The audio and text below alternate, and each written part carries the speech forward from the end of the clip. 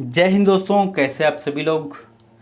CTET 2026 जो कि सितंबर के महीने में आपके एग्ज़ाम होना है, इसके लिए सभी लोग अपने फॉर्म भर रहे हैं।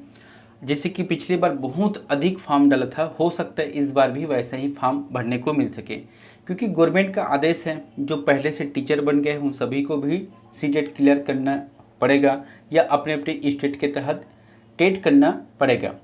ऐसी स्थिति में पिछले बार के जो क्वेश्चन है बहुत ही हार्ड था, बहुत लोग पास नहीं हुए, तो इस बार पुनः प्रयास रहेगा।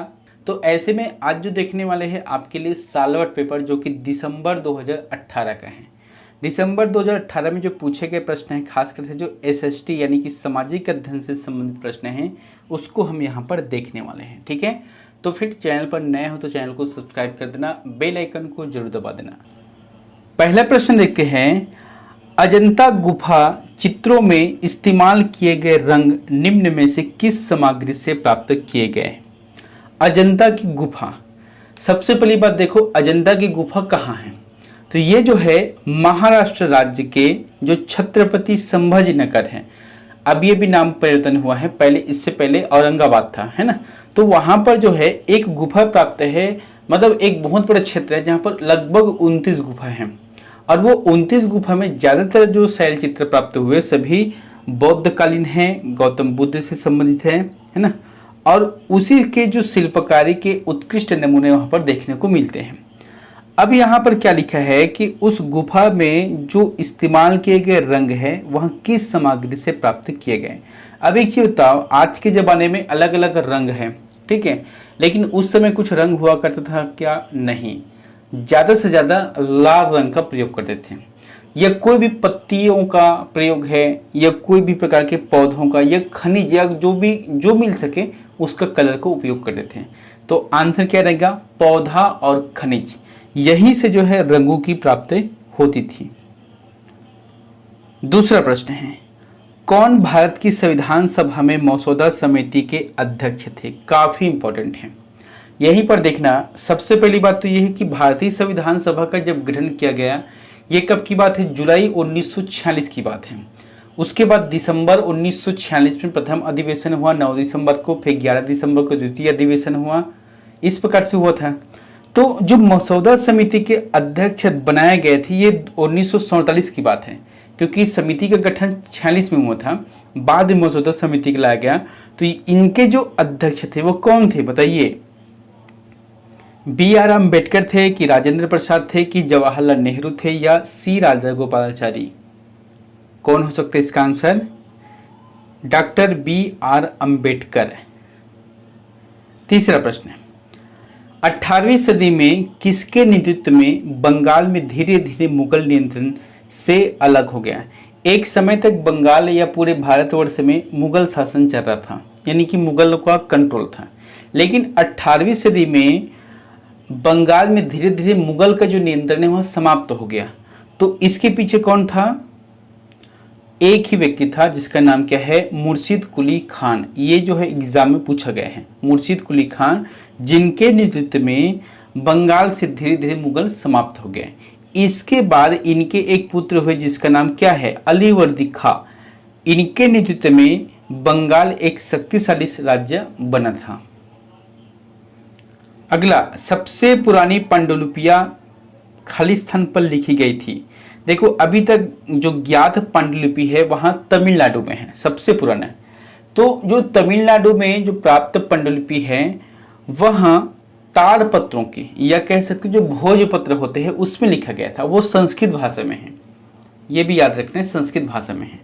तो पहले क्या है, कागज नहीं था तो पत्थरों पर लिखते थे, या पत्थरों से पहले ताड़ पत्रों पर या भोजपत्र पर लिखते थे। आंसर रहेगा डी नंबर। अगला, मानव इतिहास में निम्न में से कौन सी अवधि काल सबसे लंबी है?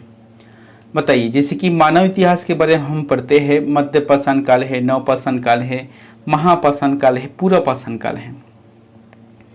दोस्तों यहाँ पर ना मैं हालांकि 30 प्रश्न लाता हूँ छोटा छोटा सा वीडियो बनाकर, लेकिन यही जो है आपके जो भी आगामी एग्जाम रहेगा उसके लिए फायदेमंद रहेगा, क्योंकि कहते ना कि तैयारी जो है धीरे धीरे करना चाहिए, एक साथ नहीं करना चाहिए। धीरे धीरे अगर लगे रहोगे तो निश्चित तौर पर एक दिन सफलता आपको जरूर मिलेगा। बताइए यहाँ पर क्या है, सबसे लंबी अवधि का काल कहा गया है पूरब पाषाण काल। अच्छा, पूरब पाषाण काल का अगर हम समय देखें, अगर आज की डेट में गूगल में जाकर देखते हैं तो 5 लाख से लेकर 10,000 ईसा पूर्व के बीच को कहा गया है। अगला, सही उत्तर का चयन करें। अब यहाँ पर सही उत्तर का चयन करें, जैसे कि मेहरगढ़ पाकिस्तान के बोलन दर्रे के पास एक उपजाऊ मैदान में स्थित है, तो ये है क्या, सही है, क्योंकि मेहरगढ़ पाकिस्तान के जो खासकर से सिंध प्रांत है, जो सॉरी बलूचिस्तान है, बलूचिस्तान, हाँ, तो बलूचिस्तान के आसपास यहाँ पर देखने को मिलता है। यहाँ खेती और पशुपालन के साक्ष्य पाए जाते हैं, तो ये भी सही है। इसका मतलब क्या है, 1 और 2 दोनों सत्य है और ये सी ऑप्शन में दिया हुआ है। मैंने यहाँ पर लिखा है कि बलूचिस्तान प्रांत में स्थित है और यहाँ एक अत्यंत महत्वपूर्ण नवपाषाणकालीन पुरातात्विक स्थल है। अगला, भारत के किस राज्य में हड़प्पा के नगर सबसे अधिक संख्या में मिले हैं? यानी कि देखो, जो सिंधु घाटी सभ्यता है जिसे हड़प्पा सभ्यता कहते हैं, वो हड़प्पा सभ्यता के सबसे ज्यादा अवशेष किस राज्य से प्राप्त हुए हैं? हरियाणा, गुजरात, जम्मू कश्मीर या पंजाब? कहां पर है? आंसर रहेगा दोस्तों इसका गुजरात रहेगा। कैसे गुजरात? देखो आप, जैसे कि ये हमारा भारत देश है, ठीक है, ये हमारा भारत देश है, तो यहाँ पर है सिंधु घाटी सभ्यता क्योंकि नदी यहीं से गुजरती है। तो ये महाराष्ट्र से लेकर कुछ हिस्सा मध्य प्रदेश का, फिर उत्तर प्रदेश का, इस प्रकार से बलूचिस्तान सिंध प्रांत तक फैला हुआ है। मैंने यहाँ पर लिखा है इनका जो क्षेत्रफल है लगभग 13 लाख वर्ग किलोमीटर के विशाल क्षेत्र में फैला हुआ है। अगर हम उत्तर की तरफ देखते हैं तो उत्तर में कश्मीर में जो मांडा के आसपास तक यहाँ फैला हुआ है, इनके साक्ष्य प्राप्त हुआ है। दक्षिण में महाराष्ट्र के दैमाबाद तक है, पूर्व में उत्तर प्रदेश के आलमगिरीपुर तक है और पश्चिम में पाकिस्तान ईरान की जो सीमा है जिसे सुतकानकेडोर कहा गया है, तो यहाँ तक से इनका फैलाव देखने को मिलता है, जो कि 13 लाख वर्ग किलोमीटर है। बहुत ही बड़ा विस्तार है इसका। ऋग्वेद मूल रूप से निम्न में से किस भाषा में रचा गया था? बताइए। आपको एक चीज समझना है, सबसे पहले जो है देवों की भाषा कहा गया है संस्कृत को, इसीलिए जितना भी मंत्रों का उच्चारण होता है, मंत्रों का निर्माण हुआ है, वह इसी समय में हुआ है और ये सभी संस्कृत में है। तो ऋग्वेद मूल रूप से संस्कृत भाषा में रचा गया है। इनकी रचना जो है संस्कृत भाषा में की गई है। अगला, 6ठी शताब्दी ईसा पूर्व में मगध महाजनपद के पहले शासक थे। ये प्रश्न काफी इंपॉर्टेंट है, याद रखना। जैसे कि क्या है, 6ठी शताब्दी ईसा पूर्व में 16 महाजनपदों का उदय होता है, जिसमें से एक सबसे बड़ा जो महाजनपद था वह मगध रहेगा। ठीक है, मगध जो क्षेत्र है या महाजनपद है उस समय के हिसाब से सबसे बड़ा था और सबसे शक्तिशाली। तो सबसे पहले जो शासक का नाम आता है वह बिंबिसार का नाम आता है। अच्छा, यहाँ पर अगर पूछ दे कि मगध महाजनपद के अंतिम शासक कौन थे, तो घनानंद रहेगा। वही घनानंद जिसको विष्णुगुप्त या कौटिल्य ने अपने एक संकल्प के माध्यम से हराया था, जिसके लिए उन्होंने चंद्रगुप्त मौर्य नामक एक व्यक्ति को तैयार किया और उस गद्दी पर बैठाया और अखंड भारत का निर्माण करने में महत्वपूर्ण रोल निभाया था। 10वें नंबर के प्रश्न है कि निम्न में से कौन सा बौद्ध धर्म के त्रिरत्नों में से नहीं है? तो बौद्ध धर्म में 3 रत्न हैं। कौन कौन से 3 रत्न हैं? एक तो है, सबसे पहले बुद्ध तो रहेंगे ही, दूसरा है धम्म है और तीसरा है संघ है। तो ये जो 3 चीज है वहां त्रिरत्न है, लेकिन यहां पर पूछा गया है त्रिरत्नों में से नहीं है, तो नहीं का आंसर रहेगा बी नंबर, अहिंसा इसका आंसर सही रहेगा। ठीक है। अगला, निम्नलिखित में से कौन राज्यसभा सदस्यों को चुनाव करता है? अब देखो, राज्यसभा सदस्य मैंने यहाँ पर लिखा है, थोड़ा सा याद रखना। हमारे भारत देश में कुल राज्यसभा सदस्यों की संख्या है 245। ठीक है, इसमें से 233 निर्वाचित होते हैं और 12 को राष्ट्रपति के माध्यम से मनोनीत किया जाता है। अब 245 में जिनका, जैसे कि 233 का चुनाव होता है, वह किस प्रकार से होता है कि ये लोग कौन यानी कि किसके माध्यम से इलेक्ट होते हैं? आंसर क्या रहेगा? क्या रहेगा आंसर? विधानसभा के सदस्य जो विधायक होते हैं वो अपने अपने, जैसे कि एमपी है, यूपी है, छत्तीसगढ़ है, बिहार है, यहाँ पर जितने भी विधानसभा के सदस्य हैं वो उस हिसाब से बट रहते हैं कि कितना कितना है। जैसे उत्तर प्रदेश में 40 हैं, है ना। इसी प्रकार से अलग अलग राज्यों का अलग अलग प्रतिनिधित्व होता है राज्यसभा में। राज्यसभा में जो सदस्य होते हैं वह राज्य का प्रतिनिधि करते हैं, और निर्वाचन के जो सदस्य होते हैं वो विधायक ही होते हैं, यानी कि जो विधानसभा के सदस्य ही इनका निर्वाचन करते हैं। आंसर रहेगा सी नंबर का। भारत द्वारा निम्न में से किस शासन प्रणाली को अपनाया गया था? बताइए, राष्ट्रपति और संघीय है कि राष्ट्रपति और एकात्म है, संसदीय और संघीय है, या संसदीय और एकात्म है? क्या हो सकता है इसका आंसर?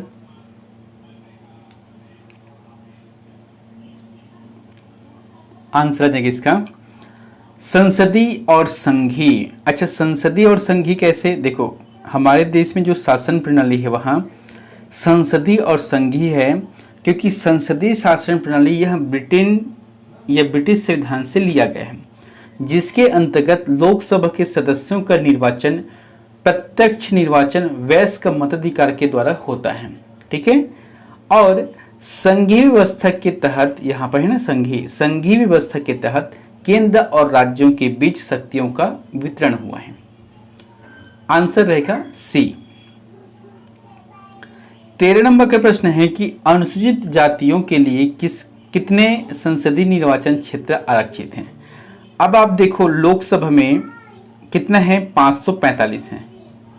ठीक है, 545 में अनुसूचित जातियों के लिए इसका आंसर रहेगा 84 रहेगा, 84। कुल मिलाकर तो अनुसूचित के लिए क्या है? 131 है, जिसमें से अनुसूचित जातियों के लिए 84 है और जनजातियों के लिए है 47 है। ठीक है, इसको आपको याद रखना है। अच्छा, यहाँ पर जो है महिला आरक्षण जो बिल पास हुआ है 33% अभी तक लागू नहीं हुआ है, उस हिसाब से बाद में वो बढ़ जाएगा इसमें। 14 नंबर का प्रश्न है कि भारत में अस्पृश्यता प्रथा के कारण निम्न में से किस मौलिक अधिकार का उल्लंघन किया जाता है? बताइए, अस्पृश्यता प्रथा के कारण निम्न में से किस मौलिक अधिकार का उल्लंघन किया जाता है? स्वतंत्रता का अधिकार, शोषण के विरुद्ध अधिकार, संवैधानिक उपचारों का अधिकार, या समानता का अधिकार? अस्पृश्यता यानी कि जो छुआछूत की भावना है, ऐसा अगर होता है तो मौलिक अधिकार का उल्लंघन किया जाता है, और ये समानता के अधिकार के अंतर्गत आता है, यानी कि समाज में समानता होना चाहिए, और ये अनुच्छेद 17 के तहत दिया हुआ है। भारत के संविधान के अनुसार निम्नलिखित में से कौन सा मौलिक अधिकार नहीं है? मौलिक अधिकार पहले 7 था, अब 6 हैं, तो इसमें से एक मौलिक अधिकार अब वर्तमान में मौलिक नहीं है। आंसर रहेगा संपत्ति का अधिकार। जो संपत्ति, जैसे मेरे पास कुछ संपत्ति है, चल अचल जो भी संपत्ति है, यह जो है मौलिक अधिकार के अंतर्गत नहीं आता, बशर्ते इसे कानूनी अधिकार के अंतर्गत रखा गया है। पहले मौलिक अधिकार में था, लेकिन 44वें संविधान संशोधन जो कि 1978 के दौरान मौलिक अधिकार से हटाकर उसे कानूनी अधिकार अनुच्छेद 300A में शामिल किया गया है। यहाँ से प्रश्न बहुत बार पूछे गए हैं। अस्पृश्यता खालिस्तान के आधार पर भेदभाव को संदर्भित करती है। बताइए, अस्पृश्यता खालिस्तान के आधार पर भेदभाव, एक ही तो लिंग के आधार पर भेदभाव होता है क्या, कि ये स्त्रीलिंग है या ये पुल्लिंग है, या ये लड़का है ये लड़की है, ऐसा नहीं होता। ना ही वंश के आधार पर, भाई मैं अपने वंश में जन्मे कुछ लोगों को भेदभाव के तौर पर देखूंगा क्या? यहाँ पर भी नहीं है। शारीरिक विकलांगता, किसी का हाथ नहीं, किसी का पैर नहीं, किसी का आंख से है कुछ दिक्कत है, तो इससे भी अस्पृश्यता या भेदभाव नहीं होता। भेदभाव जो होता है वह जातियों में होता है, ये बड़ा जाति का है, ये छोटा जाति का है, ये अगड़ा जाति का है, ये पिछड़ा जाति का है, तो यही जो है भेदभाव होता है। तो अस्पृश्यता जाति के आधार पर भेदभाव को प्रदर्शित करती है। 17 नंबर के प्रश्न है कि मुख्यमंत्री को कौन नियुक्त करता है? बताइए, आपको बताना है कि अपने राज्य के अंतर्गत जो मुख्यमंत्री हैं उसको कौन नियुक्त करता है? सिंपल सी बात है, वहां राज्यपाल के द्वारा नियुक्त होता है।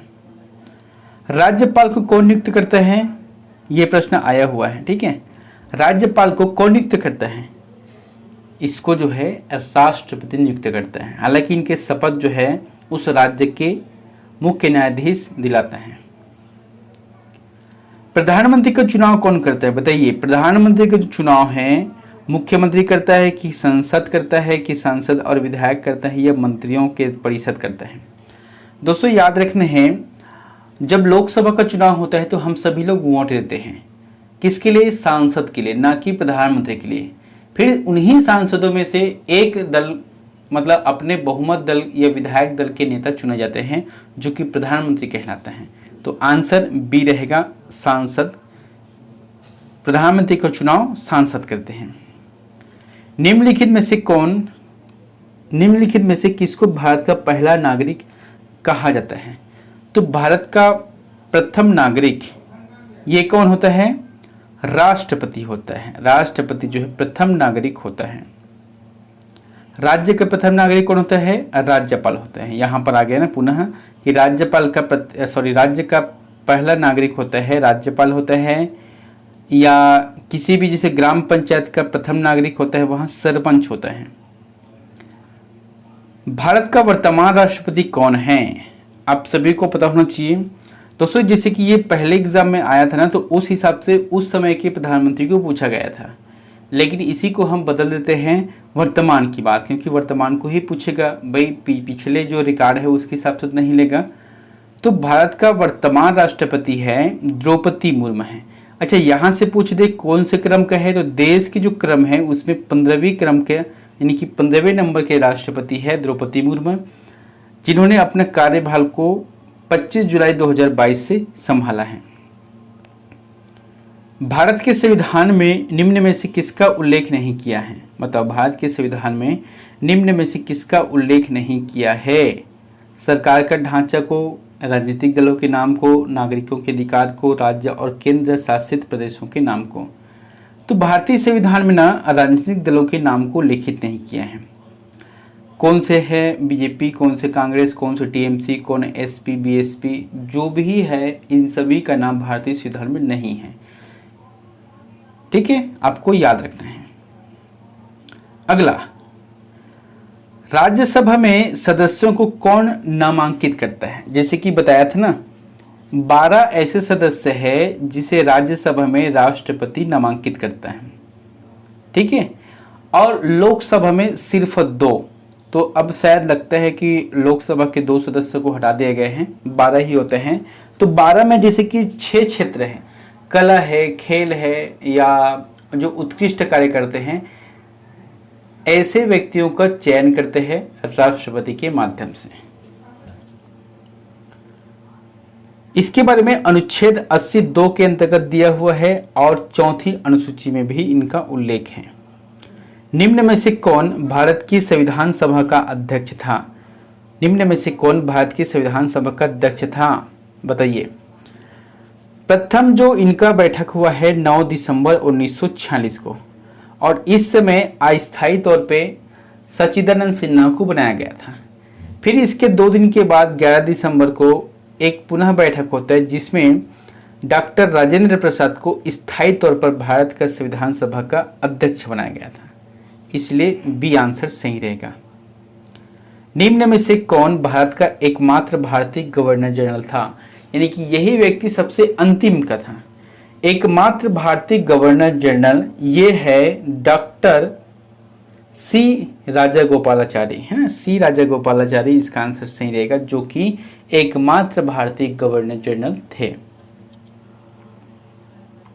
भारत का संविधान कब अपनाया गया, अब देखो अपनाया गया और लागू किया गया ये 2 चीज अलग अलग होते हैं।